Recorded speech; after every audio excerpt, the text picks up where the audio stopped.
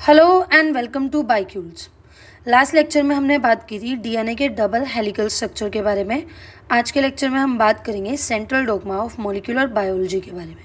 तो central dogma ये scheme किसने प्रपोज की? तो एक साइंटिस्ट थे फ्रांसिस क्रिक, जिनका अभी हमने पीछे वॉटसन एंड क्रिक मॉडल भी पढ़ा है। तो ये जो फ्रांसिस क्रिक थे, इन्होंने सेंट्रल डोग्मा ऑफ बायोलॉजी दिया। तो सेंट्रल डोग्मा ऑफ बायोलॉजी क्या है? ये एक स्कीम है और ये स्कीम क्या कह रही है? ये हमें कह रही है कि जब आप डीएनए का स्ट्रक्चर देखते हो जो कि एक डबल हेलिक्स स्ट्रक्चर है ना, डीएनए जो कि जेनेटिक मटेरियल है मेजॉरिटी ऑफ लाइफ फॉर्म्स में।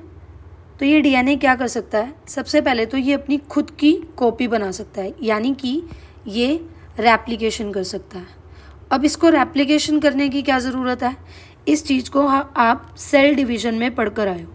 सेल डिवीज़न में हम क्या पढ़ते हैं? हम ये पढ़ते हैं कि एक पेरेंट सेल है और इस पेरेंट सेल को डिवाइड होकर दो नए डॉटर सेल्स बनाने हैं। तो अब इन डॉटर सेल्स में तो पेरेंट का डीएनए भी जाएगा। तो क्योंकि इस डीएनए को इक्विवेलेंटली डिवाइड करना है, डिस्ट्रीब्यूट करना है, तो सबसे पहले तो पेरेंट सेल क्या करेगा? डीएनए की एक कॉपी बनाएगा, यानी कि अपने खुद के डीएनए को रेप्लिकेट करेगा। तो पहली चीज़ सेंट्रल डोग्मा ऑफ बायोलॉजी में हम ये पढ़ रहे हैं कि डीएनए खुद को रेप्लिकेट कर सकता है। अब ये डीएनए जो कि डबल स्ट्रैंडेड है, डीएस मतलब कि डबल स्ट्रैंडेड, ये एक सिंगल स्ट्रैंडेड एमआरएनए यानी कि मैसेंजर आरएनए बना सकता है। ठीक है, और इस प्रोसेस को यानी डीएनए से आरएनए बनने की प्रोसेस को हम बोलेंगे ट्रांसक्रिप्शन। आई होप आपको ये क्लियर हो रहा होगा। फिर सेंट्रल डोग्मा ऑफ बायोलॉजी क्या कह रहा है कि ये जो एमआरएनए है, इसमें एक प्रोसेस होगी जिसका नाम होगा ट्रांसलेशन। और ट्रांसलेशन की वजह से क्या होगा? ये एमआरएनए काफ़ी सारे अमाइनो एसिड्स को जोड़कर एक प्रोटीन बना देगा, है ना, यानी अमाइनो एसिड्स जोड़ेंगे और प्रोटीन बन जाएंगे। मतलब कि एमआरएनए कन्वर्ट हो गया है प्रोटीन में, और जिस प्रोसेस से ये कन्वर्ट हुआ है उस प्रोसेस को हम बोल रहे हैं ट्रांसलेशन। ठीक है, अब इसके बाद क्या होता है? प्रोटीन अपने आप को एक्सप्रेस करेगा। मतलब प्रोटीन जो है वो बॉडी में डिफरेंट फंक्शंस परफॉर्म करेगा, तभी तो बन रहा है ना, क्योंकि उसका कुछ फंक्शन है। अब कई बार क्या होता है ना, आपने पढ़ा हुआ है कुछ वायरसेस होते हैं, वायरसेस जिनमें जेनेटिक मटेरियल क्या होता है? आरएनए होता है ना। ये वायरसेस क्या करते हैं? ये आरएनए से डीएनए बनाते हैं। मतलब अभी तो आपने पढ़ा कि डीएनए से आरएनए बनता है और इस प्रोसेस को ट्रांसक्रिप्शन बोलते हैं। पर ये वायरसेस क्या करेंगे?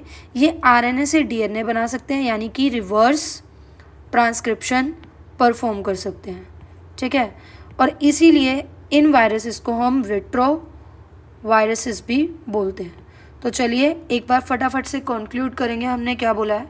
हमने बोला है कि central dogma of molecular biology एक ऐसी स्कीम है जो कि क्रिक ने दी थी, फ्रांसिस क्रिक ने। और ये क्या कह रहा है कि डीएनए खुद को रेप्लिकेट कर कर अपनी कॉपीज बना सकता है।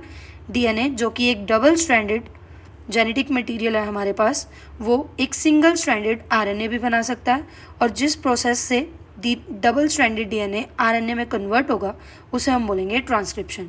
उसके बाद हमने बोला है कि आरएनए ट्रांसलेशन की प्रोसेस से प्रोटीन बना सकता है, यानी काफ़ी सारे अमाइनो एसिड्स जुड़ेंगे और प्रोटीन बन जाएगा। और प्रोटीन का क्या काम है? ये प्रोटीन अपने आप को एक्सप्रेस करेगा, यानी बॉडी में डिफरेंट फंक्शंस परफॉर्म करेगा।